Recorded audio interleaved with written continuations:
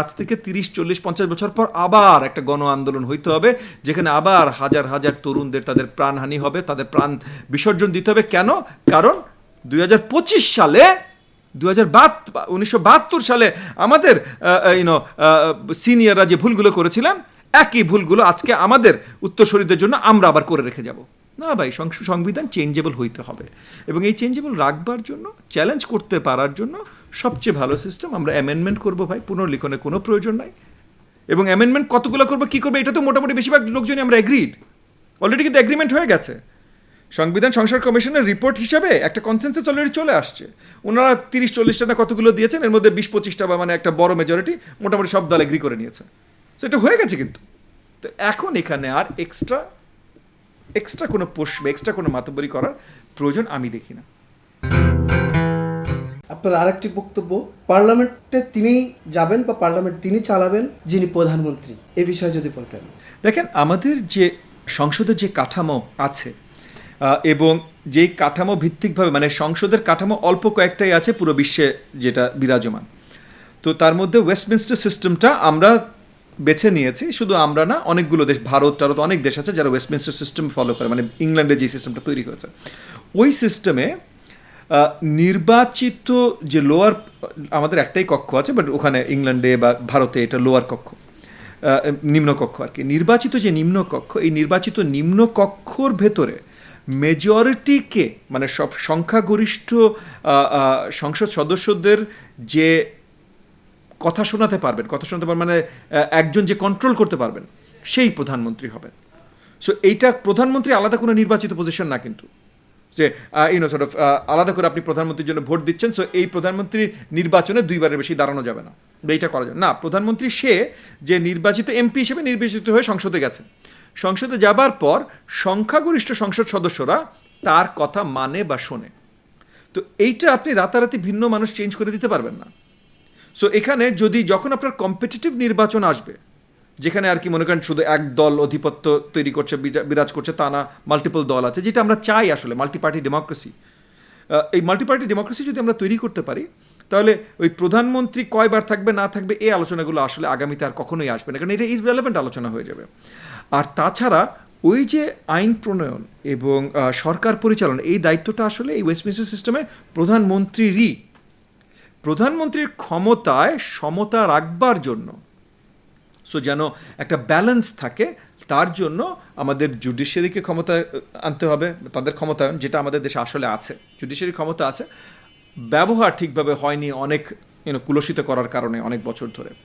একই সাথে আমাদের এক্সিকিউটিভ একটা সেপারেশন আসতে হবে, কারণ প্রধানমন্ত্রী একই সাথে লেজিসলেচার, মানে সংসদ, একই সাথে আবার এক্সিকিউটিভ। সো এই এক্সিকিউটিভ একটা সেপারেশন আনার জন্য আমরা যে পন্থাটা দিয়েছি সেটা হলো যে রাষ্ট্রপতিকে আরেকটু ক্ষমতায়ন করা। আমরা তাই বলে আমেরিকান রাষ্ট্রপতি সিস্টেমে চলে যাচ্ছি না, বা ওই যে 74-এর রাষ্ট্রপতি সিস্টেমে চলে যাচ্ছি না, কিন্তু রাষ্ট্রপতি যিনি থাকবেন তার আরেকটু ক্ষমতায়ন, এই রাস্তায় আমরা মনে করি সবচেয়ে বেস্ট হয়। নারী বিষয়ক সংস্কার কমিশন নিয়ে আপনার অবস্থান কি, অসঙ্গতি বা বাস্তবতা যদি তুলে ধরতেন? আমি পরিষ্কারভাবেই তুলে ধরি। নারী সংস্কার কমিশন যেটা তৈরি হয়েছে, তাদের রিপোর্টটা পুরোপুরি আমরা পাইনি। পুরোপুরি পাওয়ার পর আরও লম্বা বিশ্লেষণে আসা যায়। তবে এখানে কিছু আছে, যেমন 600 পার্লামেন্টারি সিট, এরকম কিছু ডিম্যান্ড আছে যেগুলোর সাথে আমরা কোনোভাবেই একমত না। কিন্তু একই সাথে আমি বলবো যে অন্য অনেকগুলো কমিশন আছে, তাদেরও কিন্তু অনেক ডিম্যান্ডের সাথে আমরা একেবারে একমত না।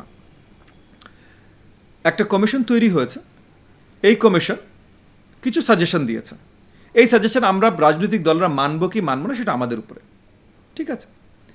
কিন্তু কমিশন হতে পারবে না বা কমিশন থাকতে পারবে না, বা কমিশন এইভাবে কেন ফরমেশন হলো, এটা আসলে বড় আলোচনার বিষয় বলে আমি প্রথম থেকেই মনে করিনি। যেমন মনে করেন, যখন সংবিধান কমিশন তৈরি হলো, সংবিধান কমিশনে কিন্তু সংবিধানের উপরে এক্সপার্ট উকিল, মানে সংবিধান তো আসলে একটা আইনি বিষয়, সো এক্সপার্ট উকিল থাকার কথা।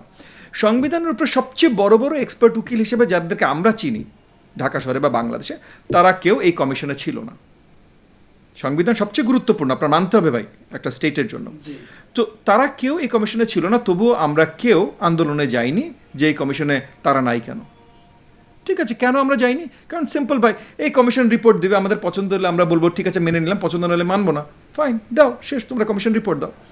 একইভাবে আর একটা নারী কমিশন হয়েছে, এখানে আমরা আলোচনা করতে পারি যে নারী কমিশনে এই ধরনের নারী আরও থাকা উচিত ছিল বা ওই ধরনের নারী আরও থাকা উচিত ছিল, করতেই পারি, তো সেটা তো সংবিধান কমিশনে করিনি, তাহলে এখানে এত ইম্পর্টেন্ট না কেন? কারণ নারী কমিশনের রিপোর্টে যে প্রপোজাল দিবে সেটা আমাদের মানতে হবে, এটাকে বাধ্যতামূলক করলো। তারা প্রপোজাল দিবে, আমরা মানলে মানবো, আমরা মানলে না মানলে না মানবো, এবং আমরা ক্রিটিসাইজও করবো, যেমন অনেক রাজনৈতিক দল করেছে ক্রিটিসাইজ, যে বেশ কিছু তারা প্রপোজাল এনেছেন যেটা বাস্তবসম্মত না, এবং আমার কাছেও মনে হয় যে তাদের অনেক ইসে আছে, কি বলে না, অনেক প্রপোজাল তারা এনেছেন যারা বাস্তবসম্মত না, ঠিক আছে আমরা মানবো না, হয়ে গেল। কিন্তু এই কমিশনটাই হতে পারবে না, এটা অত্যন্ত শক্ত একটা ওভার রিয়াকশন, যেটা কোনোভাবেই আমি সাপোর্ট করতে পারি না। সংবিধান পুনর্লিখনে পক্ষ বিপক্ষে কথা উঠছে, ইতিমধ্যে গণফোরাম আপত্তি জানিয়েছে। পুনর্লিখনে আপত্তি জানিয়েছে গণফোরাম? আচ্ছা, আমরাও পুনর্লিখনে আপত্তি জানিয়েছি, এবং যে জিনিসটা হলো যে সংবিধান সংস্কার কমিশন তারাও পুনর্লিখনের সাজেশন দেয় নাই, তারা সাজেশন দিয়েছে অ্যামেন্ড করার। পুনর্লিখনের জন্য মেইন যে গুরুত্বপূর্ণ যে আর্গুমেন্টটা সবাই করছে, যারা পুনর্লিখনের কথা বলছে, অল্প কয়েকটা দলই বলছে, হ্যাঁ, এবং তারা একত্রিত, কিন্তু যারা পুনর্লিখনের কথা বলছে তারা বলছে যে পুনর্লিখন যদি করা হয় তাহলে এই কনস্টিটিউশনটাকে নতুন একটা কনস্টিটিউয়েন্ট অ্যাসেম্বলির মাধ্যমে পুনর্লিখন করা হবে, এবং তখন কোর্টের ইখতিয়ার থাকবে না, সো জুডিশিয়ারির ইখতিয়ার থাকবে না ওই পুনর্লিখনটাকে চ্যালেঞ্জ করার।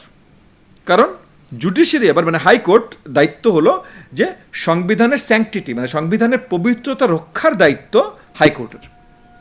তো এখন সংবিধানটা যদি নতুন করে পুনর্লেখা হয়, তাহলে ওই যে পুনর্লেখা কনস্টিটিউয়েন্ট অ্যাসেম্বলি যদি করে, তাইলে ওই লেখাটাই হলো পবিত্র, এইটার পবিত্রতা এখন হাইকোর্টকে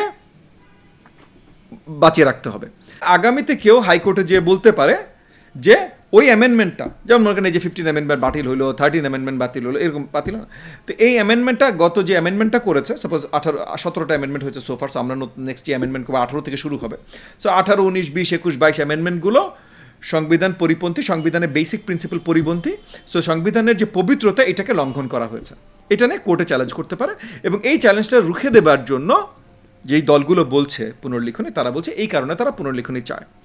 এখন প্রবলেম দুই জায়গায়, একটা হলো যে সংবিধানের মেইন যে প্রিন্সিপাল, যে বিশ্বাসের ভিত্তিতে এই সংবিধানটা, সেই বিশ্বাস যদি আপনি ভঙ্গ না করে অ্যামেন্ডমেন্ট করেন, তাহলে তো কোর্টে বাই চ্যালেঞ্জ করেও কিছু করতে পারার কথা না, ঠিক না? তাইলে আপনি এত চিন্তিত কেন? 1, 2,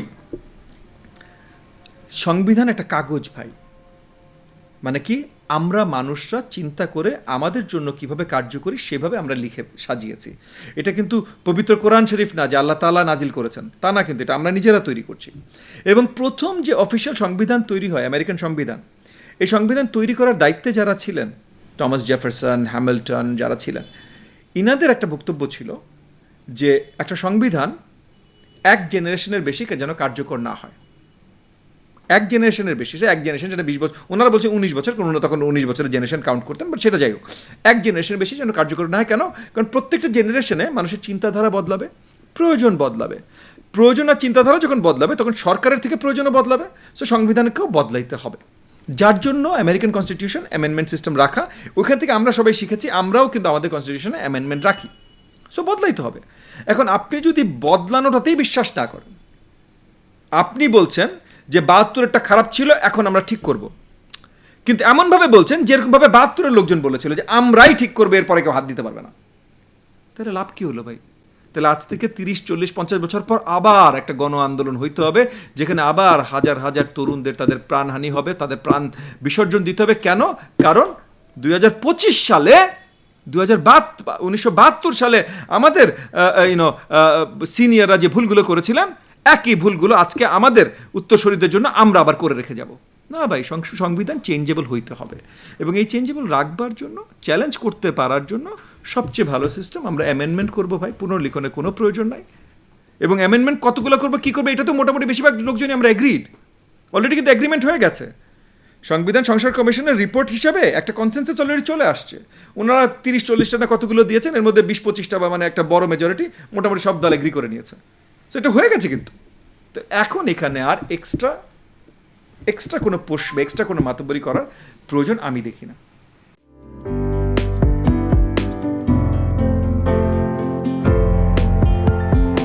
পহেলা জানুয়ারি 2025 ইউটিউব জার্নালিজমের অগ্রদূত changetv.press 6 বছর পেরিয়ে পা রাখল গর্বিত আমি অত্যন্ত আনন্দিত হলাম যে চেঞ্জ টিভি আগামী কয়েকদিনের মধ্যেই 6 বছর পূর্ণ করবে। আর হাঁটি হাঁটি পা পা করে চলা শুরু করে এখন সে বেশ দৌড়াদৌড়ি করছে বলা যেতে পারে। ও নামটাও অত্যন্ত বলবো যে সিগনিফিক্যান্ট, যে চেঞ্জ, এই গণঅভ্যুত্থান কিন্তু চেঞ্জ চেয়েছে। সেই হিসেবে তোমার টেলিভিশনের, তোমার এই চ্যানেলের নামের একটা যথেষ্ট মিল পাওয়া যায়।